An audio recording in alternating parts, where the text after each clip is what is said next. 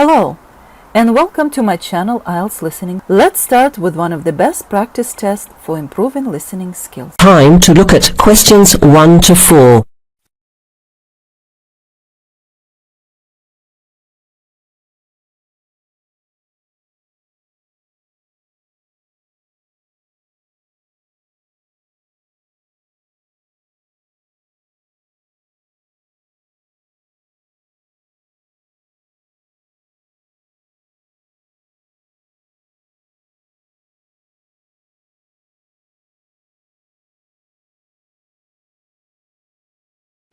Now let's begin.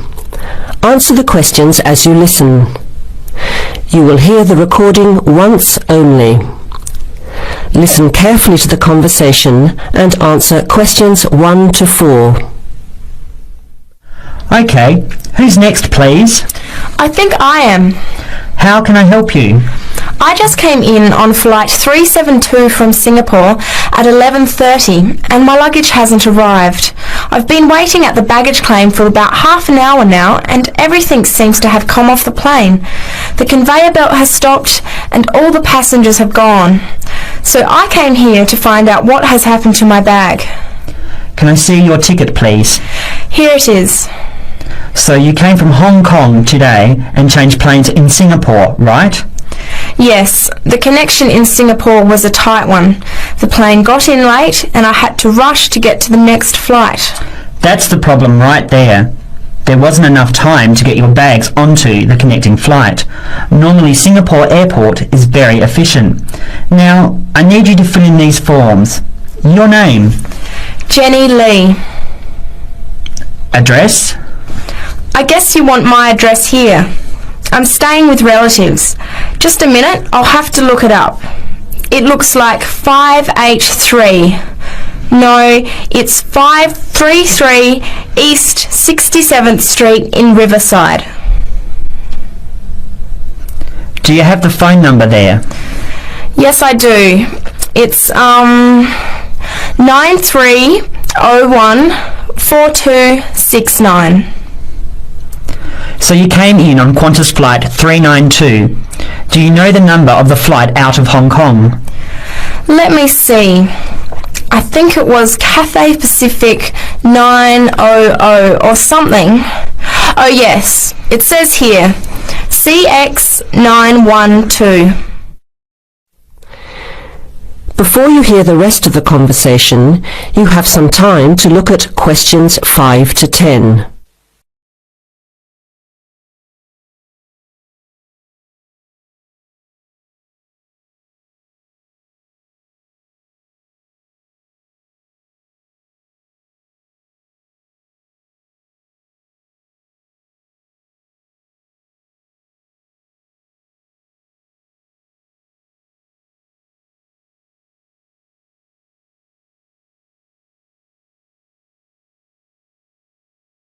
Now listen and answer questions 5 to 10. Right. Now, I need a description of the luggage. How many pieces did you check in? Just one. Can you describe it for me? Here is a picture to help you. Okay. It's a big bag, like this one. Rectangular. Not hard shell, but soft covered. And it has a zipper around the front. Is it black? No, sort of a grey colour. Any identification? Just a tag with my name on it. Any other features? Well, it has wheels and a retractable handle on the end, so you can pull it, as well as the handle in the middle. Okay, that's fine. Now, if your bag missed the connection, I'm sure it'll be put on the next flight. I'll email Singapore as soon as I finish here. The next flight comes in at 17:50.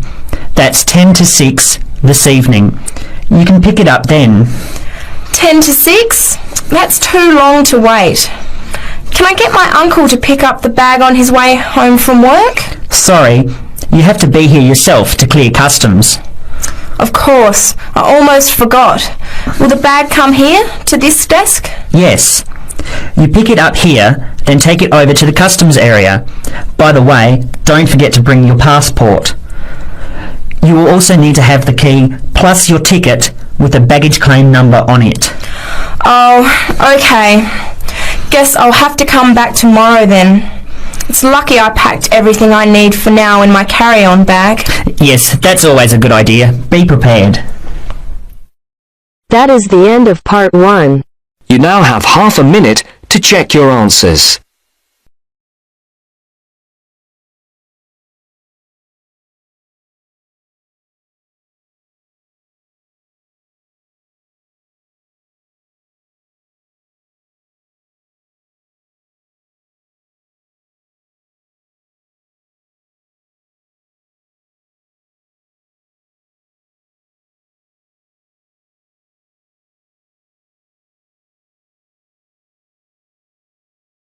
Now turn to Section 2.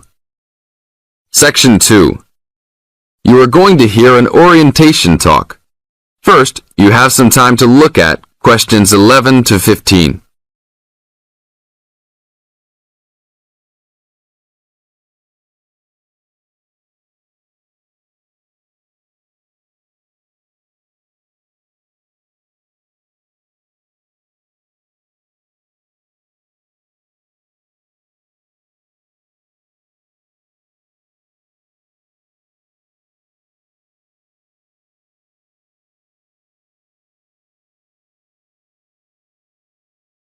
Now listen to the tape and answer questions 11 to 15.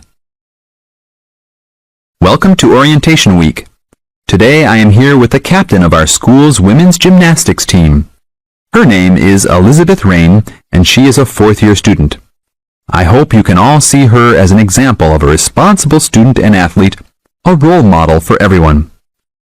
Hi, Elizabeth. Thank you for stopping by our Orientation Week. Thank you for having me. Welcome to our university, everyone. If there are any of you thinking about joining our school's athletic program, I would strongly encourage you to do it. Being a part of the gymnastics team has been one of my best experiences during my time at this school. It has taught me so much about teamwork and friendship, and has even taught me how to improve my academics by prioritizing my time. I have some questions that I am sure the students will want to know the answers to as well. First of all, how did you find the time to do well in classes as well as train for gymnastics? Prioritizing is the key. You must be very organized. Every day I wake up and I know what I must do for the day. I plan things in order of importance. For example, if today I have a competition for gymnastics in the afternoon, then I know I have to finish my homework and studying in the morning.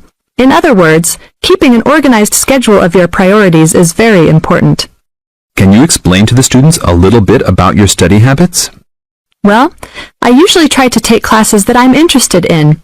This way, I have no excuse not to study because I chose the classes out of my own preference.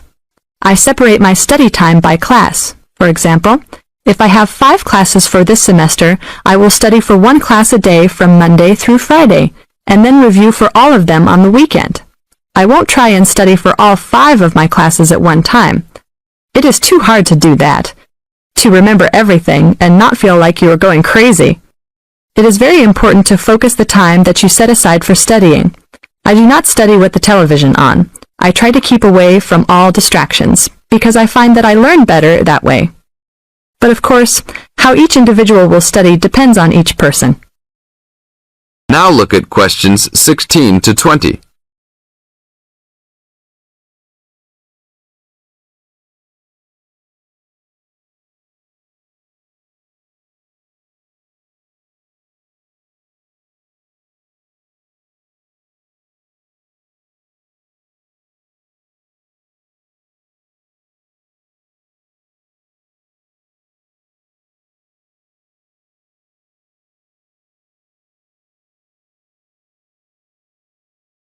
Now listen to the tape and answer questions 16 to 20. That sounds like good advice. Let's talk a little bit about your gymnastics career. How long have you been doing this sport for, and what has been the best moment of your college participation? Well, I've been participating in gymnastics since I was a kid. My parents got me involved in the sport. The best moment. I would have to say that there is not one single instance that stands out in my mind as the best moment, but more of a whole experience. My first year in university was definitely one of the best years of my life. I met my best friends that year and really learned to grow up and be independent. Our team went to the national championships that year, and it was an incredible experience, so I would count the whole year as my best experience in college. How about the worst moment? It is true everyone goes through bad experiences. My worst experience would have to be the fall of last year when I broke my wrist. I was unable to participate in sports for the remainder of the year and had to learn how to write with my left hand. I guess when I look back at it, though, even though I wouldn't wish this to happen to anyone, this experience definitely made me stronger as a person. It taught me to look at life with a new perspective and to really value the friends and family that are important and close to me. Thanks for your time, Elizabeth. Do you have anything else you want to tell the new students? Just have a good time. Don't stress out too much, but be responsible for your actions. Work hard and play hard. That's my motto for life.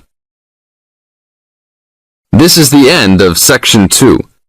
You now have 30 seconds to check your answers.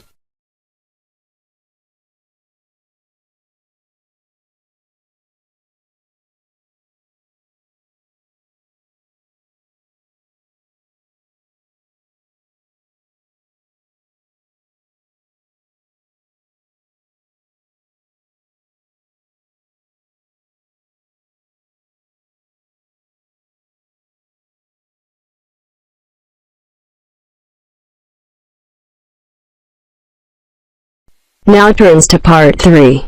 Part 3. You will hear two undergraduates doing a research methods course.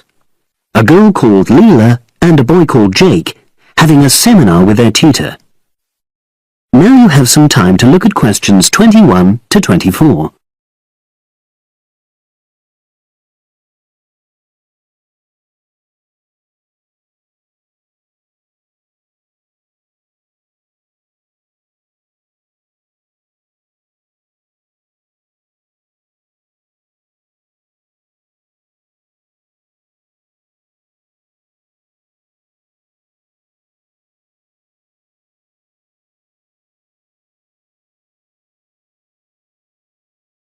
Now listen and answer questions 21 to 24. So the task I gave you both was to choose an article about a small-scale research project. Yes. You were then required to try to reproduce the research procedures in your own context, i.e. try it out for yourselves. Yeah, and that's what we've done. Great. So I'd like you to tell me a bit about the article and why you chose it. Well, the article's written by two university lecturers who had started using crosswords to help their students revise terminology for exams. And the crosswords were designed and set on computers. And we selected the article because, well, it seemed an accessible topic, even though we weren't familiar with the technique. You know, using IT to design crosswords for higher education. That's a good reason. So these lecturers wanted to see how well this innovation was received by their students. Yes. So how did you go about reproducing the research? Well, we drew up a list of terms from one of our own modules and designed a crossword for revising these terms. Then we asked our classmates to try out the crossword and give us feedback, their opinions on how they felt about using the technique. Was it easy to find participants? It wasn't easy at first, but then we convinced them that by taking part in the research, they were actually benefiting themselves by preparing for an exam, which is coming up later this term. And it worked. Good. So how did you find out what the students thought about doing the crosswords? A questionnaire. The original article used a 2-page long questionnaire. There were lots of excellent questions on it, but the whole section on difficulties using IT is now obsolete. Old-fashioned even though it had only been written a couple of years ago. So you designed a shorter version? Yeah. Then we sent it to the 40 students by email and got 28 replies. I was taken aback by the fact that everybody we talked to thought this was a good return. I mean, the responses were well written, people had taken a lot of care, but I was really disappointed with the low numbers. Yes, an important lesson to learn for an apprentice researcher. Yeah. Now you have some time to look at questions 25 to 30.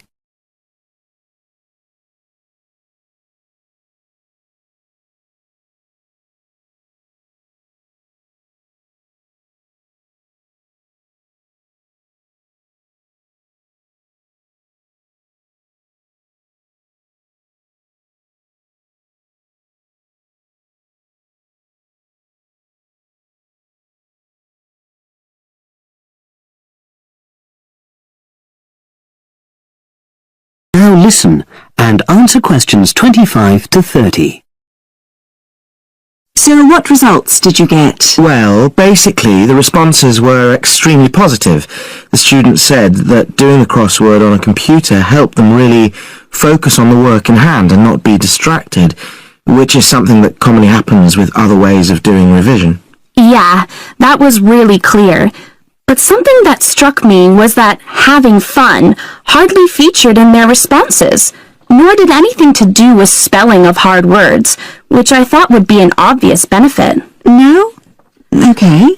Respondents also said that doing the crossword hadn't really increased their general motivation to study, but that it had highlighted the gaps in their memory so they knew what further work was necessary. Right. So how did your findings tally with those of the original researchers? There were lots of similarities, but... There were probably two main differences.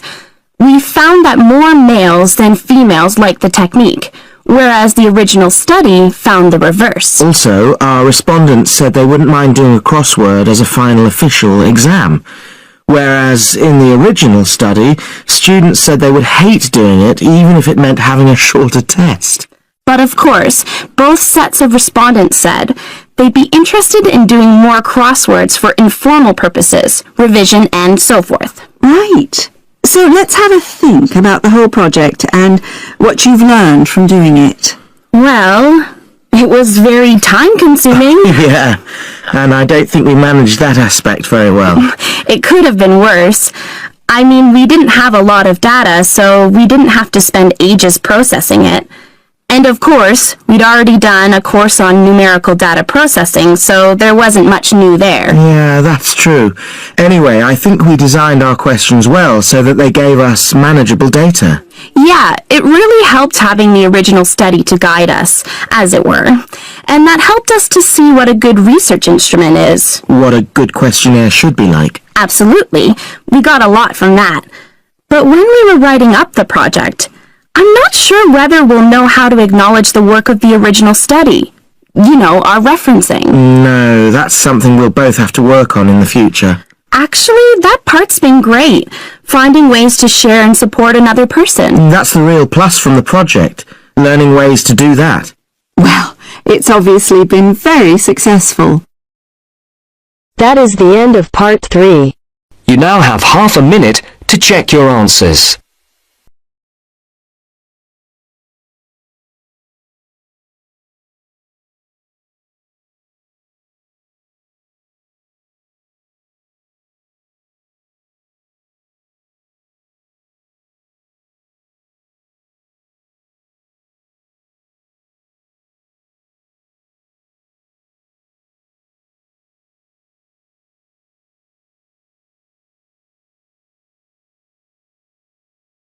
Now turn to Section 4. Section 4. You'll hear a lecturer talking to a group of science students. First, you have some time to look at questions 31 to 34.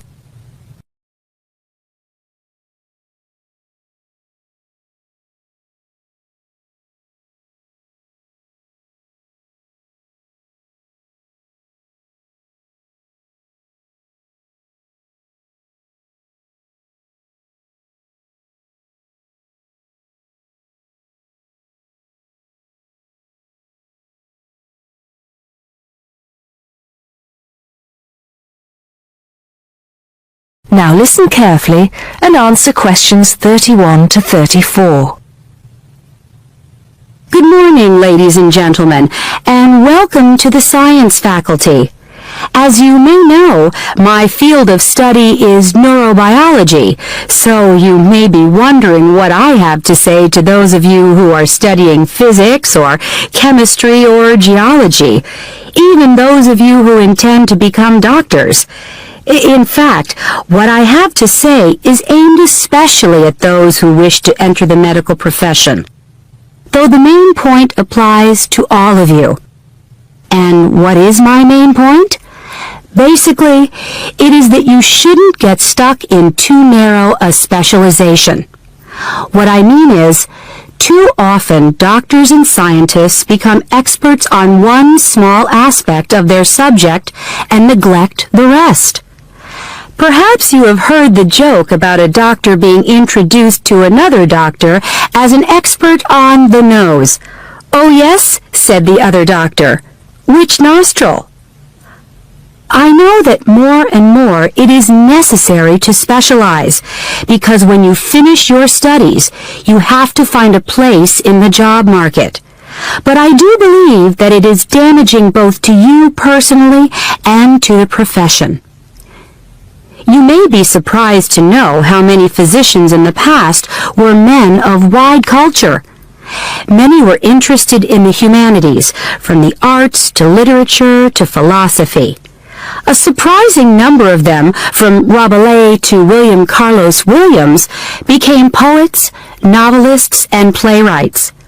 Men of science have written clearly and intelligently about society, psychology, and politics. This tradition is not dead. Today, such eminent scientists as Stephen Jay Gould, Jared Diamond, and Richard Dawkins are well known as popularizers of science while maintaining high standards. But more of them in a minute.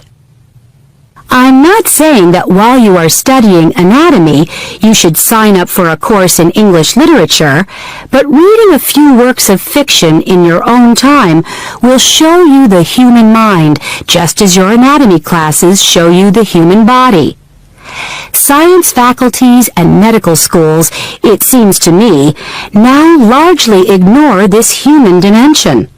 Furthermore, the study of medicine, and psychology for that matter, is largely about what has gone wrong with the body and the mind. That is, it mostly deals with the abnormal. Before you hear the rest of the talk, you have some time to look at questions 35 to 40.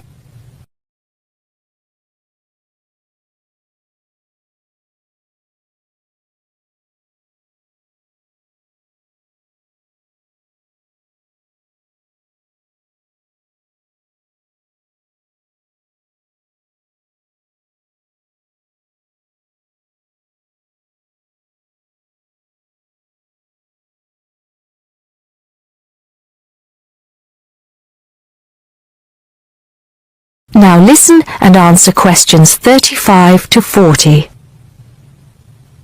So, to try and correct this situation, if only in a small way, I have come up with some extra reading for you to do. Don't worry, I wouldn't have chosen them if I didn't think they were enjoyable as well as interesting. The first on my list I'm sure you've all heard of, even if you haven't read it. It's Bill Bryson's A Short History of Nearly Everything. Now, don't turn your noses up at it just because it's now officially a school book and is written to entertain as well as inform. In fact, I've found it a very good bedside book. Next come a couple of the writers I mentioned earlier. Any collection of essays by Stephen Jay Gould is worth reading. He writes clearly in a language non-scientists can easily understand. In fact, a lot of his essays are responses to questions about science from the general public. He's also entertaining on the subject of baseball. Perhaps you should start with Gould's Wonderful Life. He writes brilliantly about natural history and shows how much imagination and excitement there is in scientific discovery. Then there's Jared Diamond's The Rise and Fall of the Third Chimpanzee, which shows us how close we are to the apes and forces us to look at some of the darker aspects of human nature. After reading it, you won't forget your animal ancestry. But don't let that put you off. It's very readable. You're probably saying to yourselves, just a minute, these are all science books. What about the fiction? I'll come to those in a later lecture. At the moment, I'm just trying to get you to read away from your chosen field of study. However, I will recommend one work of fiction now, though it might come as a bit of a surprise. If it does, it means you haven't read it. The book is The Water Babies by Charles Kingsley. I can see I have surprised you. Well, it is in fact the first fictional response to Charles Darwin's On the Origin of Species. Yes, it is a children's book, but full of surreal fantasy and wit. The fifth book on the list is a biography, The Emperor of Scent by Chandler Burr. To my mind, it's not particularly well written, but it is a fascinating story. It is about Luca Turin, a biophysicist who becomes an expert on perfume, and about how he missed getting the Nobel Prize. If any of you are thinking of a career in scientific research, this book might make you think again. It's a very tough dog-eat-dog business, which brings us to the book that inspired Kingsley's Water Babies, that classic of the genre, Charles Darwin's On the Origin of Species. If you haven't read it already, perhaps you shouldn't be here. If you have, it won't hurt to read it again. Or if you prefer, read his The Voyage of the Beagle, which, as well as being of interest to any natural historian or anyone interested in scientific method, also makes a great travel book. Well, I think that's enough to be going on with, and I can see that it's time to finish up. So please bear in mind, throughout whatever course you are studying, not to neglect other aspects of your wider, non-academic education. Thank you. That is the end of section 4. You now have half a minute to check your answers.